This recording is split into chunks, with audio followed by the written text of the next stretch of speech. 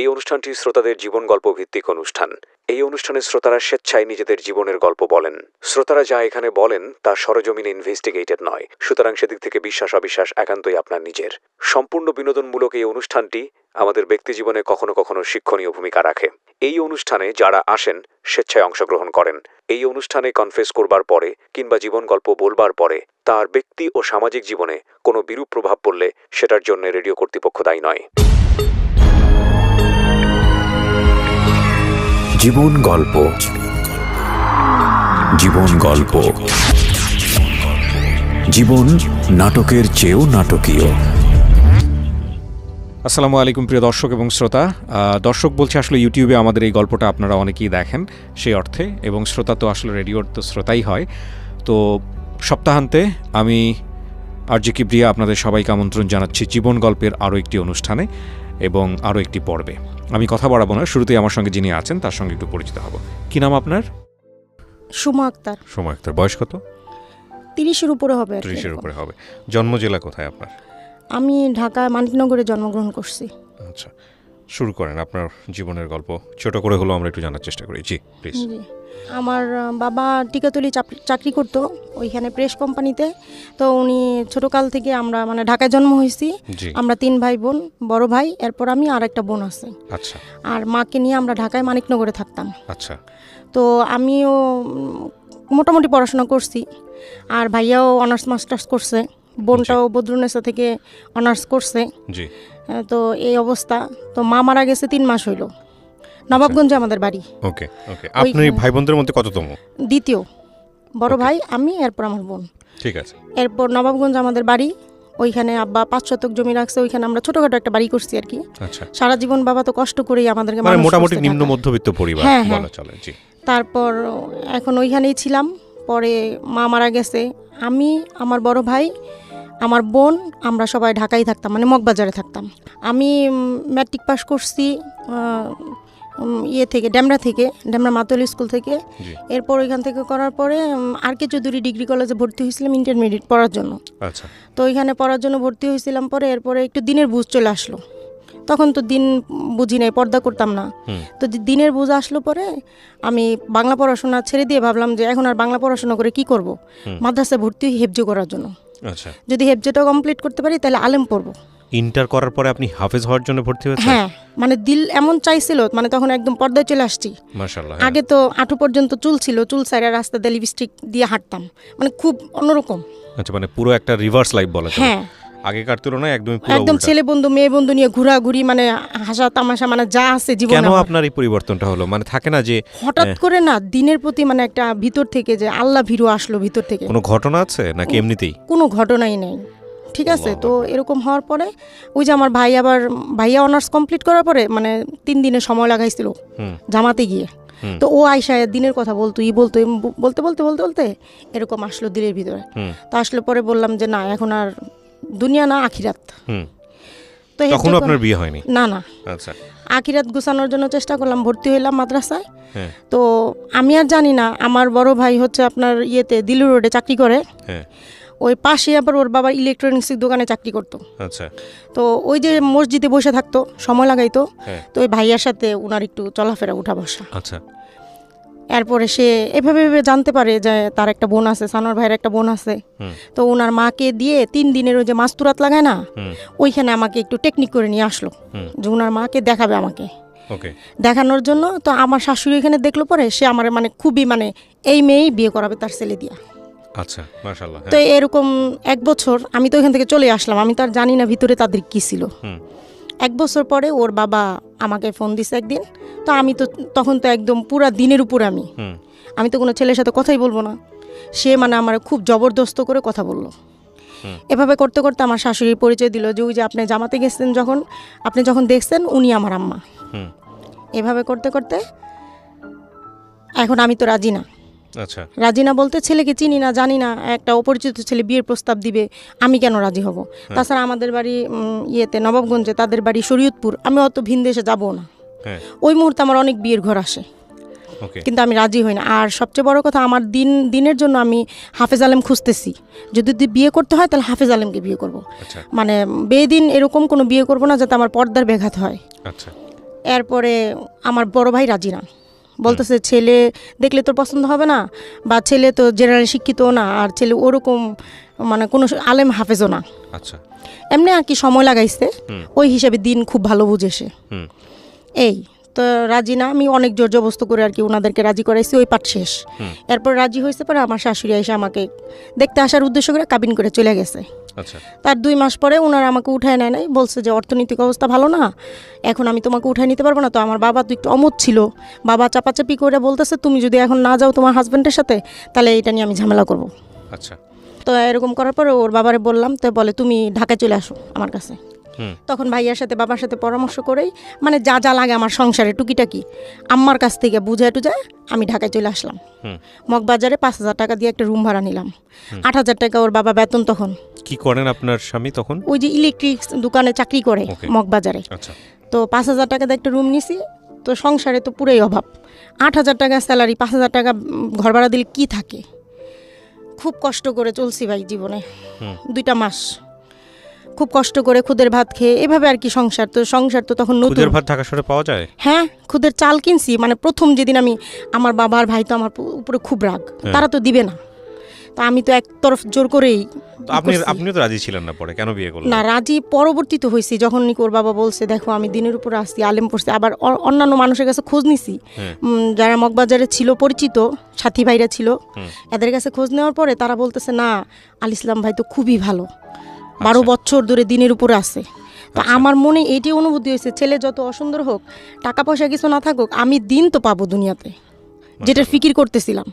ওকে। এই জন্য এ হইলো। তো কষ্ট করছি, শুরুতে কষ্ট করছি। 2 মাস পরে দেখি হঠাৎ করে অসুস্থ হয়ে গেলাম, জ্বর আসতো, কিছু খাইতে পারতাম না, বমি টমি করতাম। তো পাশের রুমে এক আপু ছিল, উনি বললো আপু আপনি একটা টেস্ট করেন। ঘরে সকালবেলা টেস্ট করলাম, পরে দেখলাম পজিটিভ। মানে আপনি কনসিভ করেছেন? হ্যাঁ, 2 মাস পরে, বিয়ের 2 মাস পরে। ওকে। তো ওর বাবাও খুবই খুশি, আমিও খুবই খুশি। তো খুশি হওয়ার পরে বেশিরভাগ সময় শুয়েই থাকতাম, মানে শরীর প্রচণ্ড অসুস্থ, পানিটাও পর্যন্ত খাইতে পারতাম না। শুয়ে থাকতে থাকতে অসুস্থ হইতে হইতে হইতে 6 মাস চলে গেল যখন। এখন কথা উঠছে কি, এখানে বলে নেই, আমার খালা শাশুড়ি আর কি, ওনারা থাকে বাংলা মোটর। ওনাদের কাছে এই যে আমার হাজব্যান্ড মাঝে মাঝে যায়, দূর সম্পর্কের খালা শাশুড়ি। তো যাই পরে ওনাদের কাছে নাকি একজন দায় আছে, দায় বলতে ওই যে গ্রামগঞ্জে যে মহিলারা দায়ী, হ্যাঁ এটা, ওনাদের নাকি 2-3টা বাচ্চা ডেলিভারি করাইছে। তো উনি আমার হাজব্যান্ডকে পরামর্শ দিতেছে যে এরকম আছে, তো তোর বউরে নিস না মেডিকেলে, মানে বাসায় চেষ্টা কর, যদি নর্মালে না হয় তখন তো উনি ছেড়েই দিবে, যে দায়টা আছে, নর্মালে না হলে দায়টা ছেড়ে দিবে। আর ওর বাবারে পরামর্শ দিছে কি যে অনেক টাকা পয়সা লাগবে, ওই মুহূর্তে আমাদের হাতে তেমন কোনো টাকা পয়সাও নাই, অভাবের সংসার, আবার খাস পর্দা করি, ওই মুহূর্তে আমিও খুবই দিনের ভিতরে চলে আসছি। মানে আপনাকে বলছে যে পর্দাহানি হইতে পারে, পর্দাহানি হবে, তারপরে সিজার করে ফেলবে মেডিকেলে নিলেই টাকার জন্য, বিভিন্ন ধরনের কথা বলে ওর বাবার মাথাটা হ্যাং করে দিছে একদম। এখন ওর বাবা আইসা আমার সাথে বলতেছে মারজান, আমার আরেক নাম মারজান, মারজান আমি তোমারে নিব না মেডিকেলে। কিন্তু না, আমি যাবই, কারণ আমার এমনিতেই লো প্রেশার। আপনার রিস্ক মনে হচ্ছিল? হ্যাঁ, আমার এমনিতেই লো প্রেশার, আমি বাসায় কেন থাকবো। তো বলতেছে যে না দেখো এরকম এরকম বুঝাইছে। তো এইগুলো নিয়ে আর কি অনেক তর্ক বিতর্ক হয়েছে আমাদের ভিতরে 6 মাস। তো যখন দেখলাম হাজব্যান্ডকে কোনোভাবে বুঝাইতে পারলাম না, এখন আমার কথা সে যেটাতে খায়ার মনে করে, আর আমি দেখি কি হয়, পরবর্তীতে বুঝবো না বিষয়টা। সেই অন্তিম সময় আসলো আমার তাওহিদ। এরপরে যেদিন ডেট দিছে অক্টোবরের 4 তারিখে ডেট। আপনি কি ওই সময় পড়াশোনা করতেন? না, আমি তো পড়াশোনা সে আরো আগেই ছেড়ে দিছি। না, কিন্তু এই যে মাদ্রাসায় ভর্তি হওয়ার কথা ছিল, মাদ্রাসায় ভর্তি হয়েছিলাম, ওই যে বিয়ে হওয়ার পরে যখন অসুস্থ হয়ে গেলাম তখন আর সব বন্ধ একদম। এরপরে ডেট দিল আপনার? হ্যাঁ, অক্টোবরের 4 তারিখে ডেট দিল। ডেট দেওয়ার পরে আমি তো তখন ওই মুহূর্তে আমার কোনো অভিজ্ঞতা নাই। ইন দ্য মিন টাইম আপনি কি ডাক্তারের কাছে গেছেন, চেক আপ করিয়েছেন, আলট্রাসাউন্ড মানে আলট্রাসোনোগ্রাম একদম, যখন নাকি বললাম না আপনাকে যে 6 সপ্তাহ যখন আমি অসুস্থ হইলাম, ওই যে পজিটিভ আসলো, তারপরের দিনে আমি ওইখানে আবার একটা মানে মাতৃসদন আছে মেডিকেল, ওখানে গেলাম। যাওয়ার পরে ওনারা বললো 6 সপ্তাহ আপনার, একদম সরাসরি মানে আলট্রাসোনোগ্রাম করতেছে, আর আপু আমাকে বলতেছে আপনার কিন্তু ছেলে বাবু হবে 6 সপ্তাহ। ওকে। তখন মানে আমি এত খুশি হয়েছিলাম, আমার ছেলেকে তো আমি হইলে পরে বুঝ হইলেই হেফজ করাই দিব, ছোট বয়সে হিফজ করাই দিব, বড় আলেম বানাবো, মুফতি বানাবো। আমার ছেলে তো মুহাদ্দিস হয়ে আছে, আমি গান যেটা আমি হইতে পারি নাই। শুনি গল্পটা একটু। হ্যাঁ, তারপর কি হয়েছে? তারপর অনেক খুশি, মারাত্মক খুশি একদম। হুম এখন তো প্রহর তো গুনি, আর ওই যে ডেট তো চলে আসলো। ডেট আসার পরে আমার শ্বশুর শাশুড়ি, এখানে আরেকটু আমি বলে নেই, না বললে সমস্যা। আমার শ্বশুর শাশুড়ির বাড়িতে ওই ধরনের ওভাবে কোনো পর্দা নাই, পর্দার সিস্টেম নাই। তো ওনারা আমাকে বারবার বলতেছে গ্রামে আসো, ওর বাবারা বলতেছে গ্রামে পাঠাই দাও। তখন ওর বাবা বলতেছে দেখো বাড়িতে একে তো পর্দার সমস্যা, দ্বিতীয়ত আমি ঢাকায় থাকি, বউটারে যে গ্রামে পাঠাবো ও তো সারা জীবন ঢাকায় থাকছে, ওইখানে চরে গিয়ে ও অ্যাডজাস্ট করতে পারবো না। যদিও আমি কোনো ধনীর ঘরের সন্তান না, কিন্তু ওইখানকার পরিবেশটা একটু অন্যরকম। আচ্ছা, এরপরে তোমার ওইখানে মেডিকেল দূরে, আমার বউ যখন অসুস্থ হয়ে পড়বো তোমরা মেডিকেলে নিতে চাইবা, ঝামেলা আছে, এগুলো চিন্তা করে সে আমাকে ওইখানে পাঠানে। কিন্তু আমার শাশুড়িকে বারবার বলতেছিল ফোন করে, মা আপনি 1 মাস আগে হইলো আসেন আমার বউর কাছে, কারণ আপনার বংশের প্রথম নাতি, এটা 4 ছেলের ভিতরে, আপনি আসেন। আমার শাশুড়ি আসবে না, তার ওই যে মেয়ে আছে, মেয়ের ঘরের নাতি আছে, ওনার হাজব্যান্ড বাহিরে থাকে, সে আসবে না। মানে সে জিদ ধরে বসলো, তোর বউরে যদি গ্রামে পাঠাস পাঠা, নাহলে আমি যাবো না এখানে। আচ্ছা আচ্ছা, তো আমি ঘরে একা। আমার মা হচ্ছে ঢাকায় আমাদের জন্ম, সেটা তো বলছি আমি। আমার মা কিন্তু আমাদের ছোট ভাই বোনদেরকে মানুষ করছে, পড়াশোনা করাইছে, বাজার ব্যাংক মানে এভরিথিং আমার মা করছে। সে খুব বুদ্ধিমান মহিলা ছিল।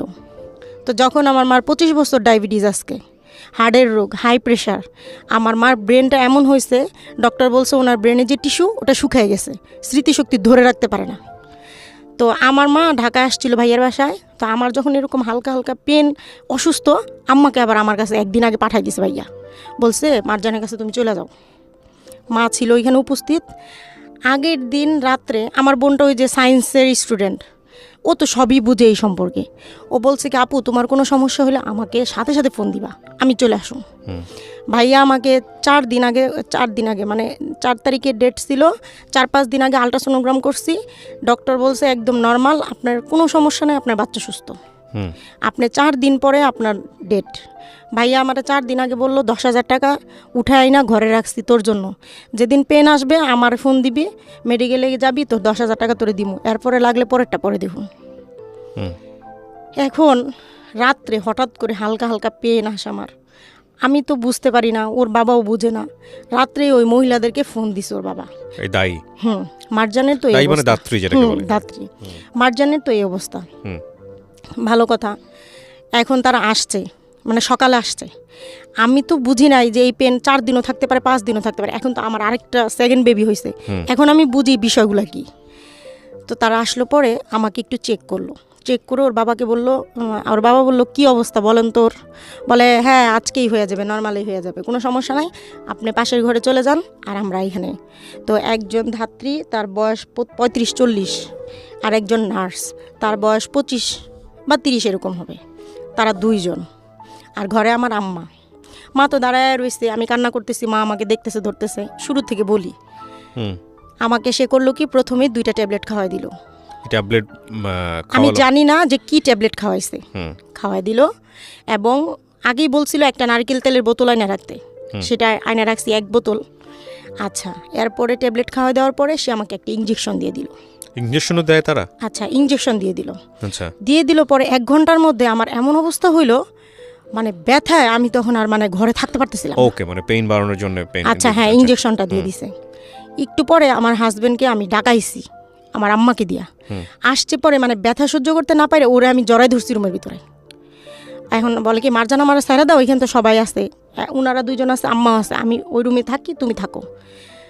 ও চলে গেল পরে এই যে তারা দরজা বন্ধ করলো, আমার ওইখানে আমার হাজবেন্ড পাশের রুমে নামাজ পড়তেছিল।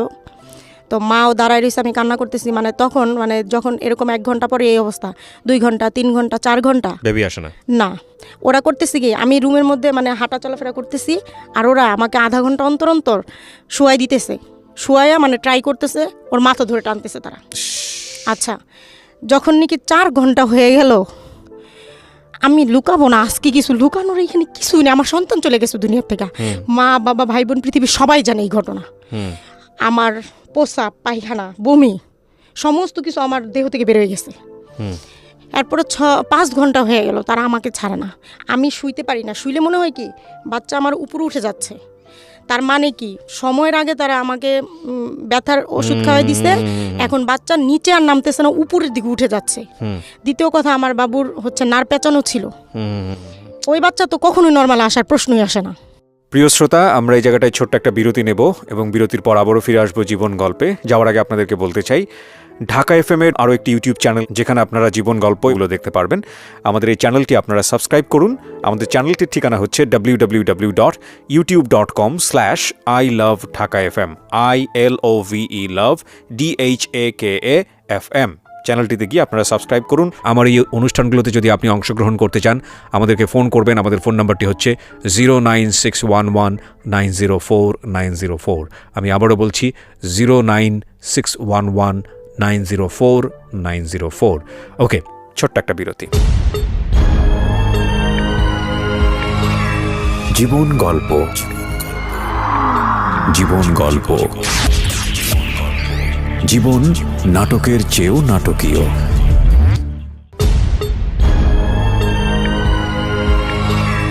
জীবন গল্প, জীবন গল্প, জীবন নাটকের চেয়েও নাটকীয়। Welcome back once again. প্রিয় শ্রোতা, আপনারা শুনছেন জীবন গল্প। আমি আরজে কিবরিয়া আপনার সঙ্গে রয়েছি। আমার এই অনুষ্ঠানগুলোতে যদি আপনি অংশগ্রহণ করতে চান, আমাদেরকে ফোন করবেন। আমাদের ফোন নাম্বারটি হচ্ছে 09611904904। আমি আবারও বলছি 09611904904। ওকে, আমরা যেখানটায় ছিলাম তারপর এরপরে আমি এই 5 ঘন্টা এভাবে ঘুরতে ঘুরতে দৌড়াইতেছি, স্যালাইন ধরে রাখছে নার্স, আর আমি রুমের মধ্যে দৌড়াইতেছি, আর সে আমাকে বকাবকি করতেছে, এই তুমি এত জোরে জোরে কেন কথা কান্না করতেছো, আস্তে করো, তুমি তো বেয়াদব, কথা শোনো না, মানে সে যত ধরনের মুখের টর্চার আছে আমাকে করতেছে। এখন আমি বললাম কি, যখন 5 ঘন্টা হয়ে গেল শেষ, আমি বললাম আমার হাজব্যান্ডকে ডাকেন, আর না হয় আমি এখনই রুম থেকে বের হয়ে যাব, আর আপনারা কি আমাকে মেরে ফেলবেন? আমার বাবু কেন আসতেছে না, আপনারা আমাকে কেন ছাড়তেছেন না? আমি তো শুইতে পারতেছি না, শুইলে তো বাচ্চা উপর দিকে উঠে যাইতেছে। আমার সুন্দর ফুটফুটে সন্তান, আপনি দেখবেন ভাই, আমি দেখাবো আপনাকে। তারা আমাকে করলো কি, সে তখন বলল মহিলা যে তুমি শুয়ে পড়ো, 1 ঘন্টার টাইম দাও, যদি 1 ঘন্টার মধ্যে তোমার বেবি না আসে আমি তোমাকে ছেড়ে দিব। আমাকে শুয়ায় দিয়া নার্সকে বললো কি, অরে ধরেন, 6 তলার উপরে থাকি, মানে 6 তলার উপরে ছাদ, ওইখানে ছাদের উপরে একটা রুম, 7,000 টাকা ভাড়া দিই, ওই রুমে থাকি। সমস্ত পর্দাগুলো ঘরে খুলে দিল, সে খুলে দিয়ে লাইট টাইট জ্বালাই দিয়ে সে আমাকে শুয়াই দিল। ওই মুহূর্তে দেখেন, সিজার করার আগে, সাইড কাটার আগে, যেটা 2টা করা হয় মেয়েদেরকে বর্তমানে, এই 2টা করার আগে গার্ডিয়ানের সিগনেচার নিয়ে তারপরে করা হয়। ওরা আমার কোনো গার্ডিয়ানের সিগনেচার নেয় নাই এবং আমার অনুমতিও নেয় নাই। ওরা আমার সাইড কাটতেছে, আমি ব্যথায় চিৎকার করতেছি, কিন্তু আমি তখনও বুঝি না, আমি তখনও বুঝি নাই যে ওরা আমার সাইড কাটতেছে। আর আমি তো চিৎকার, মানে মনে হয় আকাশ বাতাসও শুনছে সেদিন আমার চিৎকারগুলো। আচ্ছা, ওরা আমার সাইড কাটছে। সাইড কাটার পরে নার্স করতেছে কি, মানে হাঁটু গেড়ে বিছানার উপরে বসছে, মহিলা তো ওই দিকে, আমার এই উপর পেটে চাপতেছে, প্রচুর চাপতেছে, আর উনি মনে হয় মাথাটা ধরে টানতেছে, বেবি আসতেছে না। এরকম 5 বার করলো তারা। 6 বারের সময় আমার তাহিদ দুনিয়া আসলো। কিন্তু আমি যখন তাহিদ দুনিয়া আসলো, তখন তো সাথে সাথে আমার পেন শেষ। আমি শুধু আমার তাহিদের দিকে একবার তাকাইলাম, আমি দেখলাম কি ভাই জানেন, আমার তাহিদের একটা চোখ মানে বের হয়ে গেছে, আরেকটু মনে হয় টানলে, ওই যে বিষয়টা হচ্ছে এভাবে টানতেছে, এভাবে টানতেছে, তো যেভাবে টানছে এই সাইডের চোখটা পুরা, এই সাইডের চোখটা, হ্যাঁ এইভাবে ছিল, এই সাইডের চোখটা পুরো উঠে আসছে টানার চোটে, এবং মাথাটা কি হয়েছে ভাইয়া, পুরো এরকম হয়ে গেছে, দেখেন এরকম বাঁকা হয়ে গেছে, মানে চোখও উঠে গেছে, মাথাটাও বাঁকা হয়ে গেছে। এখন আমি শুধু ওর দিকে তাকায় একবারই বললাম, তখন তো আমার পেন টেন কিছুই নেই, খালাম্মা আমার বাবুর চোখ এরকম কেন, মাথা এরকম কেন? বলে কি, আমি সব ঠিক করে দিতেছি, তুমি একটু চিন্তা করো না, আমার বাচ্চাটা কত কষ্ট করছে ভাই, কত কষ্ট করছে। এরপর আমার সন্তানটা আর কান্না করে না, ও বের হয়ে কান্না করেনি না, দেখলাম কি ওর গলার মধ্যে নার পেঁচানো। গ্রামের মানুষেরা বলেন নারীপোতা সন্তান, এটা আমার মা আমাকে হওয়ার পরে বলছে, গ্রামের সবাই বলছে নারীপোতা সন্তানরা অনেক ভাগ্যবান হয় দুনিয়ায়, এটা মুরব্বীরা বলে থাকে। আমার সন্তানটার এই অবস্থা। তারপর তারা মহিলা আমাকে এই কথা বলার পরে সে নিয়ে নাটটার কেটে, আমি তো তাকাই আছি দেখি কী করতেছে, আর বারবার বলতেছি খালাম্মা আমার বাবু কেন কান্না করতেছে না। আম্মু তো দাঁড়ায় আছে চুপ করে কিছু বলে না। মারে বললো কি চুলায় গরম পানি দেন, গরম পানিটা একটু কুসুম গরম হলো, নিয়ে আসলো হাঁড়িটা, ওইখানে শুধু ছেঁক দিতেছে আর তাহিদের চোখের মধ্যে এইভাবে চাপ দিতেছে, দিয়া চোখটা বসায় দিল, মাথার মধ্যে চাপ দিয়া মাথাটা একটু ঢুকাই দিল ভিতর দিয়ে। এবং আমার বাবু কান্না করতেছে না আধা ঘন্টা। বাচ্চা হওয়ার জন্মের 3 মিনিটের মধ্যে কান্না করতে হয়, কান্না না করলে ব্রেন অক্সিজেন পৌঁছে না, সেই ব্রেন আস্তে করে ড্যামেজ হতে থাকে। এটা তো এখন বুঝতে পারছি, তখন তো জানতাম না, কিন্তু এটা জানতাম বাচ্চা জন্মের পরে কান্না করে, কিন্তু সেটা তখন বারবার এই জন্য বলতেছিলাম আমার বাবু কেন কান্না করে না।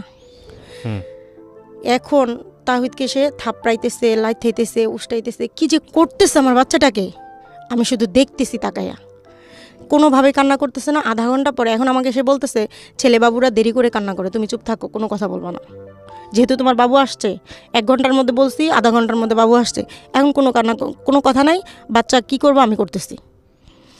সেই বাচ্চাকে যখন দেখলো কান্নাই করে না, আধা ঘন্টা পরে নল বের করলো, একটা নল বের করে ওর নাকের মধ্যে ঢুকাই দিয়ে দিল, ফু দিল, পরে সাথে সাথে আমার বাচ্চা চিৎকার দিয়ে কান্না করে দিল।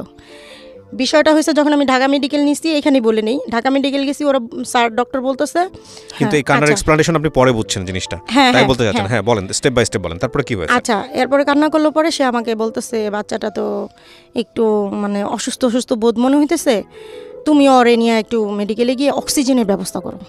এই ধাত্রী বলতেছে। হ্যাঁ, অক্সিজেন তো যখন কান্না করে নাই 5 মিনিটের মধ্যে অক্সিজেন দেওয়া দরকার, ওর তো ব্রেন ড্যামেজ হইতেছে অক্সিজেনের অভাবে। তো সে কেন আমাকে আধা ঘন্টা পরে বললো? যখন নাকি আধা ঘন্টা পরে পানি সরলো, পরে নাকের পানি সরলো, পরে কান্না করলো পরে এখন আমার বলতেছে আপনি করেন, এখন আর নিতে হবে না, বাচ্চা তো কান্নাই করে ফেলছে। কিন্তু আধা ঘন্টায় তো আমার বাচ্চার পুরো বাম সাইড অবশ হয়ে গেছে, রক্ত তো চলাচলই করে নাই ব্রেনের ভিতরে, রক্ত সব জমাট বেঁধে গেছে রক্ত। আচ্ছা গেল, এরপরে নিতে হবে না, ঠিক আছে ভালো কথা। ওর বাবারে ডাকেন, এবার খুশি সংবাদ, ছেলে কান্না করছে, ওর বাবারে ডাকেন, আজান দিতে বলেন। বাবা আসলো, কুলে নিল, আজান দিল। ওর বাবা বলতেছে বাবুর চোখটা এরকম, মানে পুরোটা চোখটা ভিতরে ঢুকে নাই, একটু তো হালকা হালকা উপরেই আছে, মাথাটা ওই অবস্থা। আচ্ছা আমার বাবুর চোখটা এমন কেন? আস্তে আস্তে ঠিক হয়ে যাবে, একটু মানে হওয়ার সময় একটু আঘাত পাইছে তো এই জন্য একটু এরকম হয়েছে। গেল এই করতে করতে সে করলো কি, সাথে সাথে 10,000 টাকা নিয়ে আধা ঘন্টার মধ্যে সে ওই 10,000 টাকা নিয়ে নার্সকে নিয়ে বেরোয় চলে আসলো রুম থেকে। ওই মুহূর্তে আমার শাশুড়ি যখন খবর পাইলো সকালে যে মারজানের তো এরকম পেন, মা তুমি আসো, আমার শাশুড়ি আসলো। তো সন্ধ্যার সময় আসলো, মানে 3:30টার সময় আসলো আমার শাশুড়ি। তাওহিদ তো হয়েছে আরও আগেই। আমার শাশুড়ি দেখে বলে ওর মাথাটা এরকম এত বাঁকা হইলো আর চোখটা এরকম হয়ে রয়েছে, ওরে অনেক টানছে না রে, আমার বলতেছে। আমাকে মা আমি তো এগুলো বুঝি না, কিন্তু এরকম ঘটনা ঘটছে। আচ্ছা যাক, নাতি তো কানতেই আছে, ভালোই থাক। দেখে তো সবার মন ভরছে। এখন আমারে তো ওরা সাইড কাটছে, আমি তো লড়তেও পারি না, চড়তেও পারি না। সন্ধ্যা থেকে দেখি আমার বাচ্চা কান্না করতেছে, আর আমার আর ওগুলো দেখে সহ্য হইতেছে না। আমি ওই সময় আমি কিভাবে একটা বাচ্চা কুলে করে নিয়ে বসে থাকি। তারপর আমি পা দুইটা এমনি ছড়াই দিয়া তাহিদের কুলে নিয়ে বসে রয়েছি, আর ও যে কান্না করে ওর মুখের দিকে তাকায় রয়েছি। ও যে কিভাবে কান্না করতেছে, ওর কান্না না, ও হচ্ছে খিচুনি হইতেছে ওর। ওই মাথায় আঘাত হওয়ার কারণে, রক্ত জমা যাওয়ার কারণে, যখন মানুষের ব্রেনে রক্ত জমা যায় তখন মানুষের খিচুনি হয়। ওর খিচুনি হচ্ছে ওই সন্ধ্যা থেকেই। আমি বুঝতে পারিনি, আমি ভাবছি বাচ্চা ঠান্ডার জন্য কাঁদতেছে। অক্টোবর মাসের 1 তারিখে হয়েছে, তো তখন তো ঠান্ডাই। এখন আমার শাশুড়ি কতক্ষণ নেই, আমি কতক্ষণ নেই, মানে এইভাবে অদল বদল করে নেওয়ার পরে সারাটা রাত এইভাবে গেল। এবং সে বুকের দুধও মুখে দিতেছে না, পানি দেওয়া নিষেধ বাচ্চাকে। 48 ঘন্টার মধ্যে পানি দিবেন না, বুকের দুধ খাওয়াবেন। 6 মাসের মধ্যে পানি দিবেন না, বুকের দুধ খাওয়াবেন। তো আমার বুকের দুধও নেয় না, এভাবেই করতেছে সে। করতে করতে ওনারা আমি রাত্র 12টার দিকে ফোন দিয়ে বললাম যে আমার বাবু তো কান্না করতেছে, এই অবস্থা। কয় মাথার মধ্যে কান্না করতেছে, মাথার মধ্যে খালি গরম ছ্যাঁক দাও, মানে গরম পানির মধ্যে যে তোমার যেমনি দেখা আসছি তেনা দিয়া দিবা আর ছ্যাঁকবা। আগের দিনের বাচ্চাদের এভাবে ছ্যাঁকা হইতো আর কি, নাভি ছ্যাঁকবা, মাথা ছ্যাঁকবা, এই ছ্যাঁকবা। কিন্তু আমার বাচ্চা তো সব ড্যামেজ হয়ে যেতেছে আস্তে আস্তে। হইতে সকাল 10টা, এই কিন্তু সারা রাত এভাবে বসি বাচ্চা নিয়ে। আমার কোনো খাওয়া নাই, দাওয়া নাই, ঘুম নাই, কিছু নাই। এই আমি আর আমার শাশুড়ি বাচ্চা নিয়ে বসা। 10টার সময় ওর বাবা সকাল 9টার সময় বাসা থেকে বের হয়ে গেছে, অফিসে গেছে। বলছে আমি অফিসে গিয়া ছুটি নিয়ে আসি, তুমি একটু থাকো। 10টার সময় দেখলাম কি, এতক্ষণ কিন্তু এরকম হয় নাই, 10টার সময় দেখি কি আমার তাহিদের চোখগুলো উল্টে যাইতেছে, আর কোনো দুধু মুখে না, আমি তো একটু পরপর ট্রাই করতেছি, চোখগুলো উল্টে যাইতেছে, এমন চিৎকার দিয়ে কান্না শুরু করে দিলাম ঘরের মধ্যে। এরপর আমার শাশুড়িও কান্না করে দিল দেখা। ওর বাবারে ফোন দিয়ে বললাম কি, তুমি একটু তাড়াতাড়ি আসো, আমার তাহিদের অবস্থা ভালো না। ওর বাবা দৌড়ে অফিস থেকে আসলো, আইসা তারপরে বাচ্চাটারে তাওয়ালের ভিতরে পেঁচাইয়া শাশুড়ির কোলে দিলাম, আর আমি কোনো রকম বোরকা পরলাম। হাঁটতে পারি না, কিছু করতে পারি না, এই শরীর নিয়ে সমস্ত শরীর ব্লিডিংয়ে ভিজা যাইতেছে একদিকে, আরেকদিকে বাচ্চার এই অবস্থা, আমি হাঁটতে পারি না, উঠতেও পারি না। এই বাচ্চা নিয়ে বেরোয় গেলাম রাস্তায়, গেলাম 8 দিন হসপিটালে। তারা দেখে বললো বাচ্চার তো অবস্থা ভালো না, আইসিইউ লাগবে, 50,000 টাকা ডোনেশন দেন, আর প্রতিদিন 10,000 টাকা। আমার ঘরে থাকে না 500 টাকা, আমি কোথেকে 50,000 টাকা ডোনেশন দিব? আমার কান্না কি দেখে দুনিয়ার ভিতরে।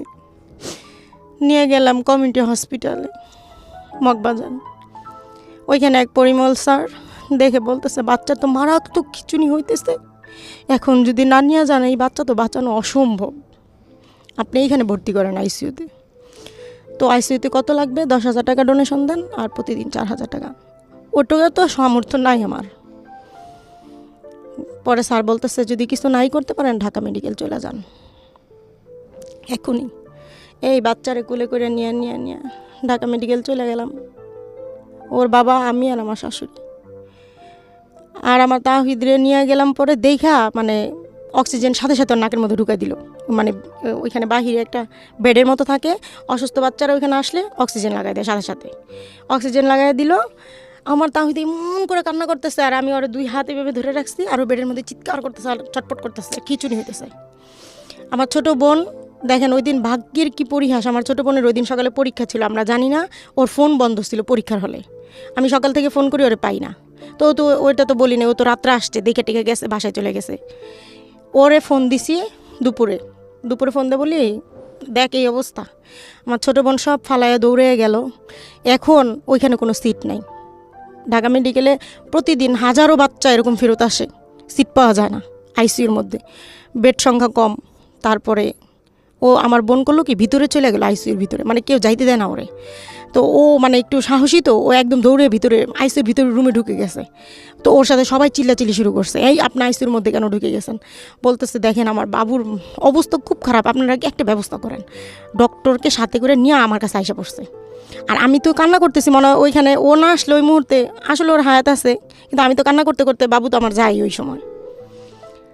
আসা পরে বলতেছে একটা বাচ্চাই একটা বেডই শুধু খালি আছে, আপনার এই বাচ্চাটার জন্য আল্লাহ এই বেডটা একটু আগে খালি হয়েছে, মানে আধা ঘন্টা আগে খালি হয়েছে, এখন আমরা ভর্তি নিতেছি। এই যে তাহিদরে ভর্তি করে দিলাম, আমি খাস পর্দা করি, তাহিদরে ভর্তি করলাম। এখন ওর বাবা আমাকে বলতেছে বাসায় চলে যাও, আমি আসি এইখানে, দেখবা একদিন আজকে রাতটা রাইখা কালকে সকালে ছাইড়িয়ে দিব। কিন্তু বাচ্চার যে কত বড় ক্ষতি, একদিনে তো ওই বাচ্চা বেরোর প্রশ্নই আসে না, কারণ ওই বাচ্চা বাঁচবেই না। আমি বাসায় চলে গেলাম, আমি আর আমার শাশুড়ি। আমার তো আর রাত্রে ঘুম আসে না ভাই, খুব স্বাভাবিক। সারা রাত কাঁদলাম বসে বসে, কাঁদতে কাঁদতে কাঁদতে সকালবেলা ওর বাবারে ফোন দিয়ে আমি এখনই আইতেছি, আমি তো কোনোভাবে আমি এখানে থাকবো না। কয় না তুমি আইবা না। আমি তো কাপড় চোপড় গুছাইয়া ব্যাগ ভর্তি করে রওনা দিয়ে দিলাম শাশুড়ি নিয়ে। আইসা দেখি সবাই ঢালাও বিছনা করে আইসিইউর বাইরে শুয়ে আছে। এই অবস্থা, আমিও বসে গেলাম রাস্তার মধ্যে। সন্তান ওইখানে মরে যেতেছে, আমি কি করব? ঘরে শুয়ে থাকবো? রাস্তার মধ্যে বসে গেলাম মাদুর বিছায়। এখন বিষয় হইতেছে ওর বাবা তো পড়াশোনা কম জানে, কম বুঝে, একটা ওষুধের নাম বলতে পারে না ঠিকমতো ইংলিশে, অজ্ঞ, কারোর সাথে কথাও ঠিকমতো কইতে পারে না। তো এখন সবই আমারই করা লাগে। এদিকে আমার শরীর অসুস্থ, ওদিকে আমার বাচ্চা মেডিকেলে, আমাকেই দৌড়াইতে হবে।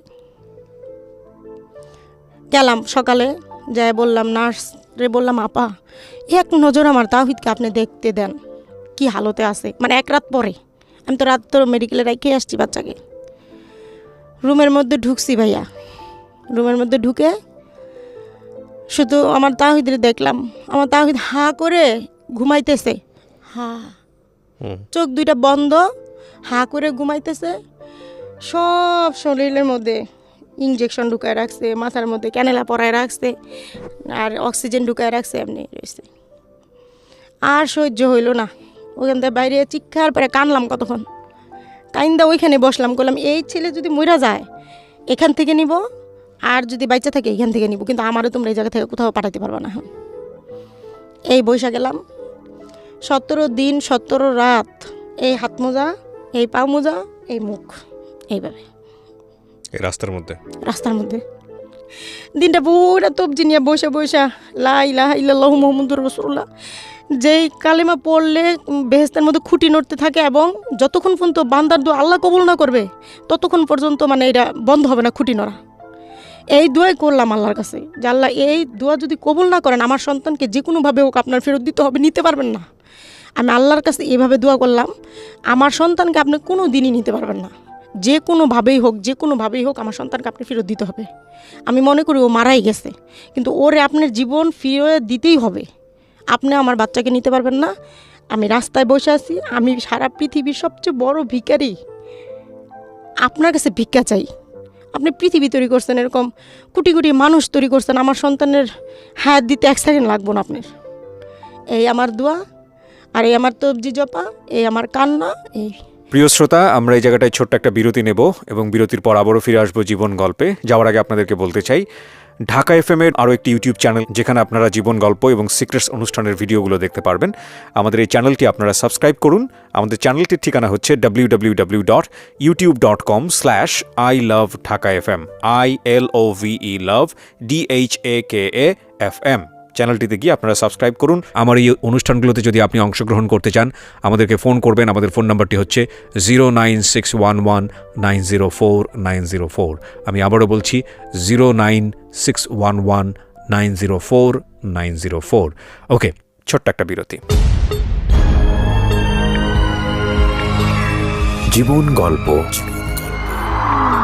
জীবন গল্প, জীবন নাটকের চেয়েও নাটকীয়।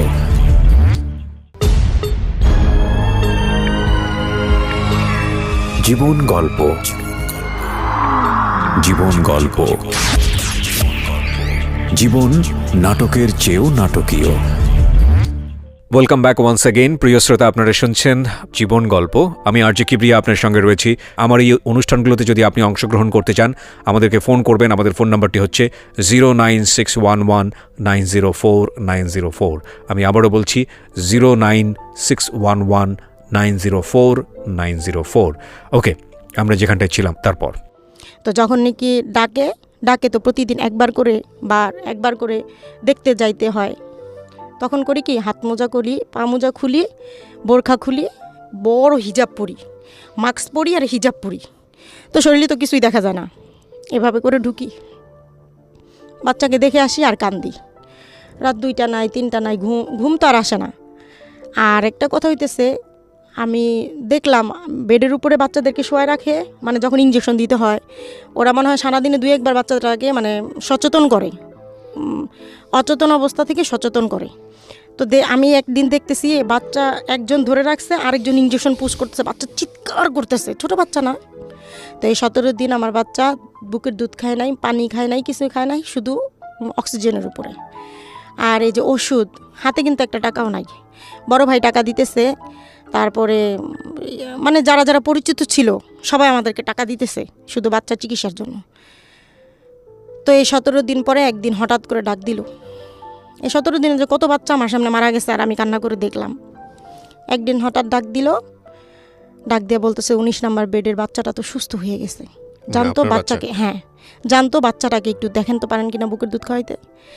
যাই দেখি আমার তাহিদ তাকায় আছে, নড়াচড়া করতেছে। আমার যে কি খুশি লাগলো, আমি বললাম কি আল্লাহ তুমি আমার দোয়া কবুল করছো, এখন তো আমার সন্তানকে আমি ঠিকই নিয়ে যাব।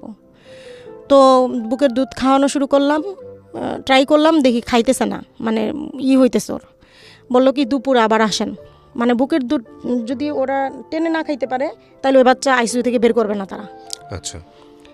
তো দুপুরে আবার গেলাম, তো দেখতেছি যে মানে খাইতেছে মাশাল্লাহ, একদম সুস্থ বাচ্চাদের মতো খাইতেছে। তো আমি বললাম পরে নার্সকে, সে নার্স বলতেছে যে এখন আপনার বাচ্চাকে নিয়ে যাইতে পারেন, সন্ধ্যার সময় আপনি আসবেন আবার। তো সন্ধ্যার সময় আমি আবার গেছি, যে সন্ধ্যার সময় তো আমি গুছাই ফেলছি ব্যাগটাই, সন্ধ্যার সময় বাবুকে নিয়ে আসবো। তো তারা বলতেছে আপনার বাচ্চার টেম্পারেচার বাইরে গেছে শরীরের, মানে জ্বর উঠছে শরীরে একটু, ওই যে হঠাৎ করে মনে হয় দুধ খাইছে না, এই জন্য মানে শরীরে টেম্পারেচারটা বাইরে গেছে ওর, আপনি এখন বাচ্চাকে নিতে পারবেন না, কালকে কালকে কালকে পর্যন্ত ওয়েট করতে হইব। আবার অশান্তি আমার শুরু হয়ে গেল। আমি তো ওইখানে ওই যে মসজিদ আছে মহিলাদের নামাজ পড়ার জায়গা, ওইখানে গিয়ে এই যে কান্নাকাটি, আমার কান্না দেখে যত মসজিদের ভিতরে মহিলারা ছিল নামাজের জন্য সবাই আমারে ঘিরে ধরছে, এবং মানে ওই জায়গায় ওই অবস্থা। ওইখানে 2 ঘন্টা থাকলাম, ওর বাবা আমারে খুঁজতে খুঁজতে নিয়ে আসলো খোঁজা থেকে। আয়না বলতেছে ধৈর্য ধরো, সে রাত আর ঘুমাই না। সকালবেলা আয়া এসে বলতেছে কি, মারজান তোর ছেলে সুস্থ হয়েছে, যা ছেলে নিয়ে বাসা যাইবার। খুশিতে রাস্তায় বের হইয়া একদম 2-3 হাজার টাকা সব কিনলাম, বাচ্চার পোশাক, মশারি, কি লাগবে এগুলা কিনা, তারপরে গিয়া বাচ্চাকে পড়ায়া টরাইয়া, কোনো পুরান জিনিস আর থাকবে না তার শরীরে, সুন্দর একদম পড়ায়া টরাইয়া তারপরে নিয়ে গেলাম। পরে ভাইয়া বললো কি 17 দিন তোর রুম তালা দেওয়া ছিল, নোংরা হয়ে আছে রুম, বাচ্চা নিয়ে আমার বাসা আয়, আমার কাছে থাকে 1 রাত, তোর হাজব্যান্ড আর তোর শাশুড়ির বাসায় পাঠাই দে, রুম পরিষ্কার করবে, তারপরে দিন তুই যাবি বাবু নিয়ে এখান থেকে। গেলাম ভাইয়ের বাসায়, তাহিদ না খালি কান্না করে, মুখের মধ্যে যখন দুধ দেই তখন একটু চুপ থাকে, দুধটা খোলায় দিলেই ও কান্না করে, আর শুধু যখন ঘুমে থাকে শুধু ঘুমে থাকে। ওই যে ওর ব্রেনে যন্ত্রণা হইতেছে মাথার মধ্যে। এই যে পরে তারপর দিন বাসায় নিয়ে আসলাম। ওষুধ মাসে 8,000 টাকার ওষুধ লাগতো, আর থেরাপি ওগুলো তো দিতে পারতাম না। ওই ব্রেন ওই ঠিক করার জন্য থেরাপি দিতে হতো।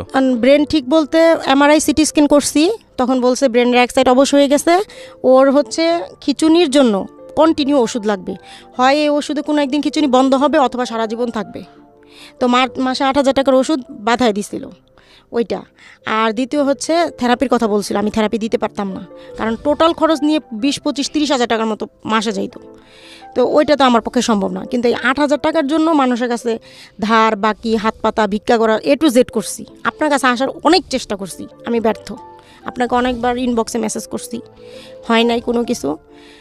তো যাই হোক, ওই দিন ওষুধ ছিল না, মানে দেখা গেছে কি 2-3 দিন গ্যাপ হয়ে যেত ওষুধ আনতে, টাকা নাই।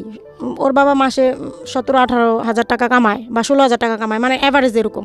তো আমি ঘর ভাড়া দেই, আরেকটা বেবি আসলো, তুই যে আমার ছোটো আরেকটা বেবি আছে 2 বছরের, তাইলে আমি ওরে খাওয়াবো না, ওর ওষুধ খাওয়াবো না, সংসার চালাবো। ও বেঁচে ছিল কত বছর? 3 বছর।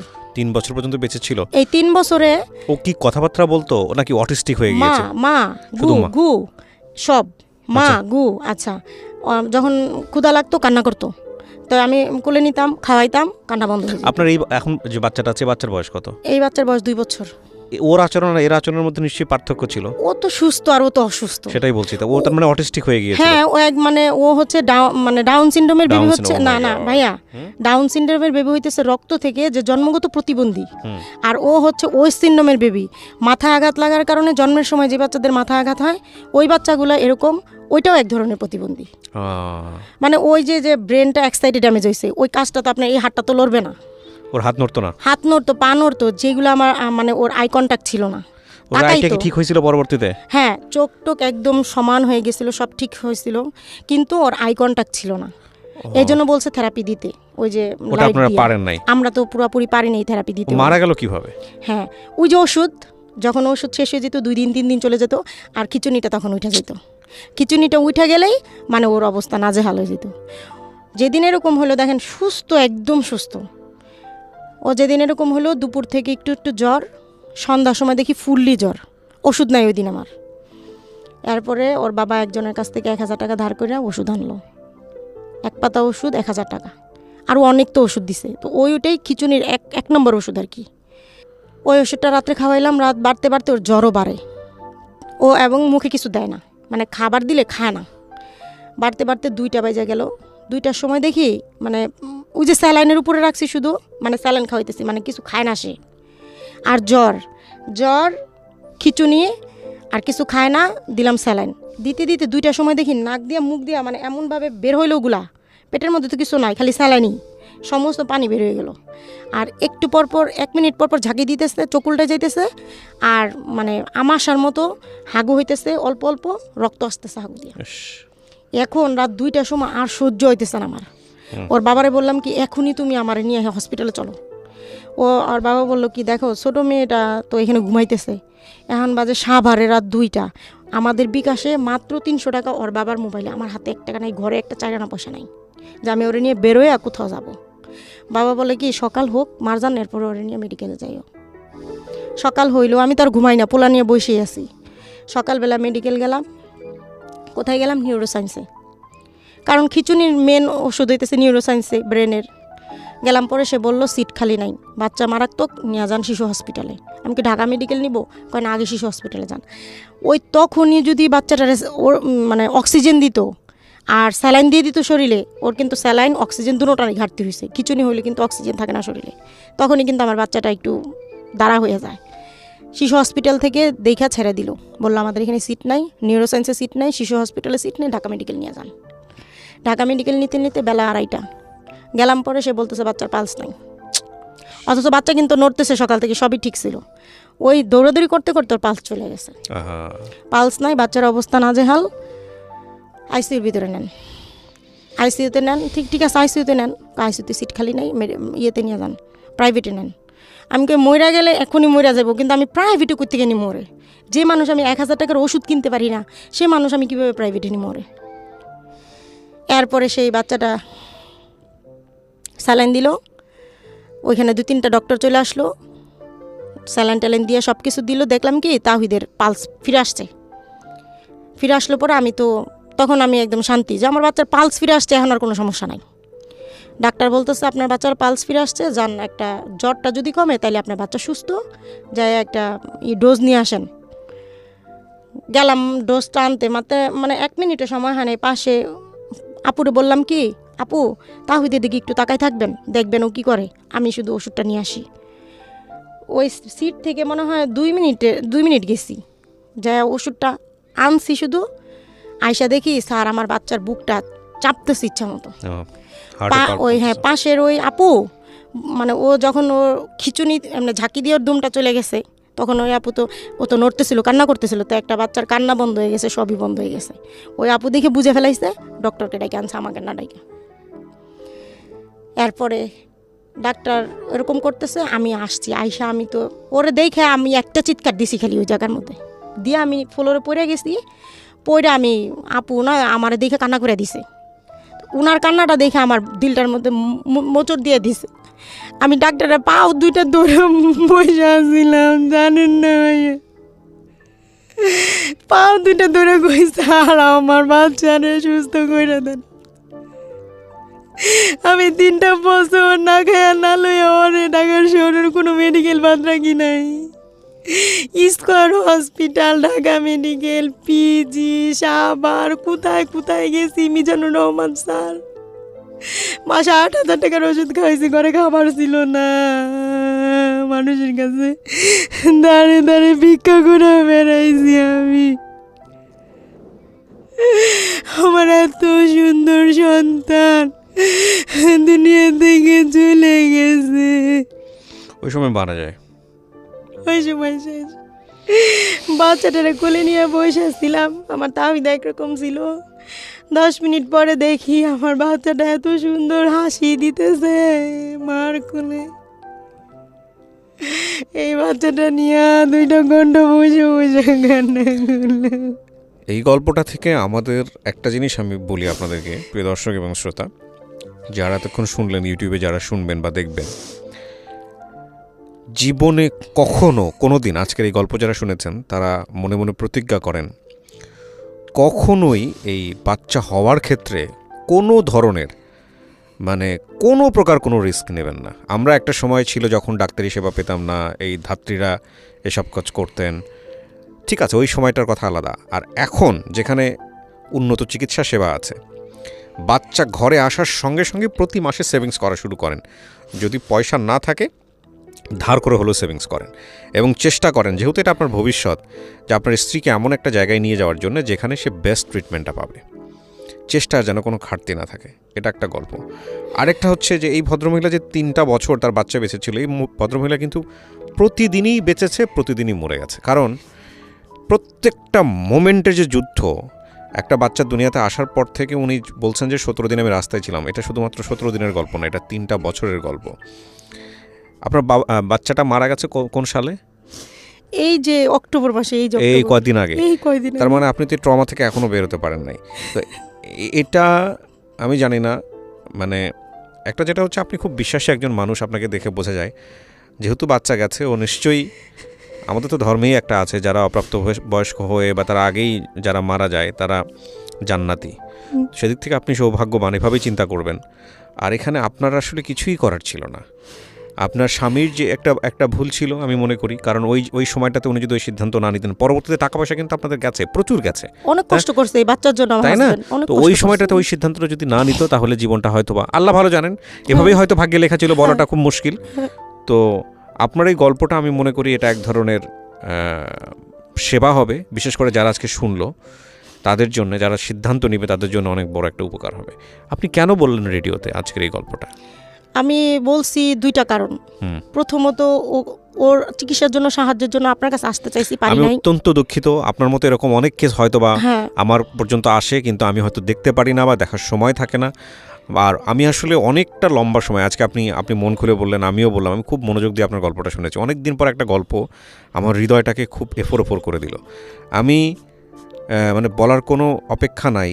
আমার একটা অনুষ্ঠান, আমার 3-4টা অনুষ্ঠান করতে হয়, social media plus radio plus television, অনেক কিছু মিলিয়ে আমার আসলে দম ফেলার সময় না, এরকম একটা জীবনযাপন করি আমি। আমার হাজার টেক্সট, সেখান থেকে আমি আসলে আপনার টেক্সট আমার চোখে পড়ে নাই। তবে এরকম গল্পটা যদি আমার সামনে আসতো, আমি জানি না, আমি নিশ্চয়ই হয়তো বা চেষ্টা করতাম। আমি অনেক দিন যাবত এই হেল্পিং এপিসোডগুলো করার সুযোগ পাই না, অনেক দিন যাবত, প্রায় 6 মাস 1 বছর যাবত বলা চলে। তো বাট আমার আসলে মানে সরি বলা ছাড়া এখানে আসলে কিছু করা নাই। আমারই দোষ, কারণ আমি আপনার সাথে ওইভাবে কন্ট্যাক্ট করতে পারি না। যেমন আপনাকে ইমেইলে আমার পাঠানো দরকার ছিল, আমি সেটা করি নাই। আমি করছি আপনার ইনবক্সে, আমি ফেসবুকের ইনবক্সে খুব একটা দেখা হয় না। যখন ভাই আমি যখন নাকি জানছি, মানে গত মাসে যখন ও মৃত্যুর আগে, ওর অবস্থা খুব খারাপ, আমি পাগল হয়ে গেছিলাম কি করব। তখন আমি আপনার একটা ওই সময়, লকডাউনের সময় একটা আপনার পোস্ট, ওইটা আমি পড়ছি। যখন আপনি বলতেছেন যে আমি কিন্তু ফেসবুকের ইনবক্সে কোনো মেসেজ দেখি না, আপনারা কিন্তু ইমেল করবেন আমাকে, তখন আমি ঘাটতে দিন নাই রাত নাই, ঘুমায়া যে কিভাবে আমি ভাইয়ের সাথে দেখা করব বা কিভাবে আমার গল্পটা আমি বলবো, তখন এই যে ফোনে এইভাবে করতে করতে এই যে আপনাকে পাইলাম আমি শেষ পর্যন্ত। কিন্তু শেষ পর্যন্ত পায়াও তো আমার লাভ হলো না। আল্লাহ ভরসা, এই লাভের জায়গাটা হয়তো অন্যের জন্য আপনি বললেন, এটা হয়তো অনেকের জন্য শিক্ষণীয় হবে। আরেকটা কি কারণে আপনি বললেন আজকে? আরেকটা কারণ এই যে ওই যে শিক্ষণীয় বিষয়, আমি এখনো 1.5 থেকে 2 লাখ টাকা ঋণ আছি ভাইয়া। আচ্ছা। দ্বিতীয়ত আমার জীবনের এখন এই সময়ে যে একটা কষ্টের বিষয়, সবচেয়ে আমি আইসা দাঁড়াইছি, যেমন আমার বাচ্চাটাকে নিয়ে আমি কিন্তু গ্রামে মাটি দিছি, এমন একটা স্থানে মাটি দিছি, ওইটা কোনো কবরস্থান না, একটা জঙ্গলের মধ্যে মাটি দিছি। আমার দিল এখন কি চায় জানেন, মানে আমার শেষ ইচ্ছাটা জীবনে, ওর জন্য আমি কিছু করতে পারি নাই। অনেক কিছু করছি, তারপরেও মনে হয় কিছু করতে পারি নাই। মনে হয়েছে শরীরে রক্ত বিক্রি করে ওর চিকিৎসা আমার করা দরকার ছিল, যেটা আমি করতে পারি নাই। তো এখন অনুভব হয় কি, যে পৃথিবীর বুকে আমার তো সবই শেষ, টাকা পয়সা যা জমাইতে পারি নাই দিছি, ভিটা বাড়ি যা আমার শ্বশুর বাড়ি থেকে আমি যেটুকু পাইতাম সেটুকু আমি ওর পিছনে খুয়াই দিছি। এখন আমার কিছুই নাই। যদি আমার 1 টুকরা জমিও কোথাও হইতো, সেটা গ্রামের কোনো চকে হোক, ওরা আমি কবরস্থান ওইখান থেকে আমি ওরে ট্রান্সফার করা যায় সেটা আমি জানি। আমি অনেকের সাথে আলোচনা করছি, কারণ ওই জায়গাটা এমন একটা জায়গা, আমি পরবর্তীতে জানছি যে ওইটা একটা পানি মন্ত্রীর জায়গা, ওইটা কোনো এক সময় হয়তো বালি ফেলে ভরাট করে ফেলা হবে।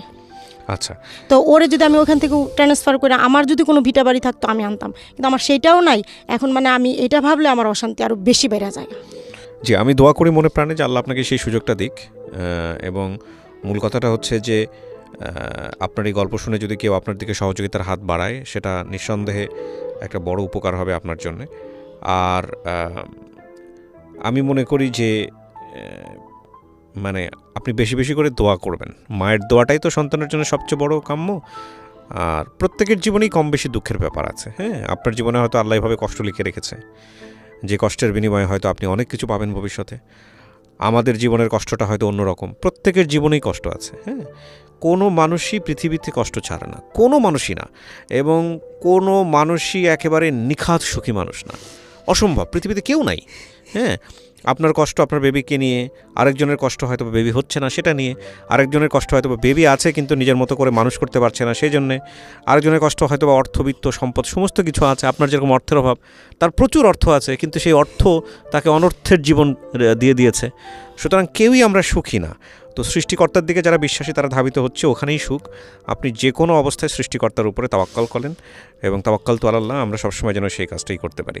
আমি অনেক কৃতজ্ঞতা জানাই যে আপনি কষ্ট করে হলেও আজকে এসছেন। আপনার এই গল্পটা আজকে অনেকের হৃদয় ভেঙে দেবে, এবং আমি বিশ্বাস করি এই গল্পটা অনেককে সঠিক সিদ্ধান্ত নিতে শেখাবে। প্রিয় শ্রোতা, আজকের মতো এখানেই শেষ করছি। আগামী বুধবার ঠিক রাত 11টায় আমি আরজি কিবরিয়া আবারও ফিরে আসবো জীবন গল্পে। সে পর্যন্ত ভালো থাকুন, শুভরাত্রি।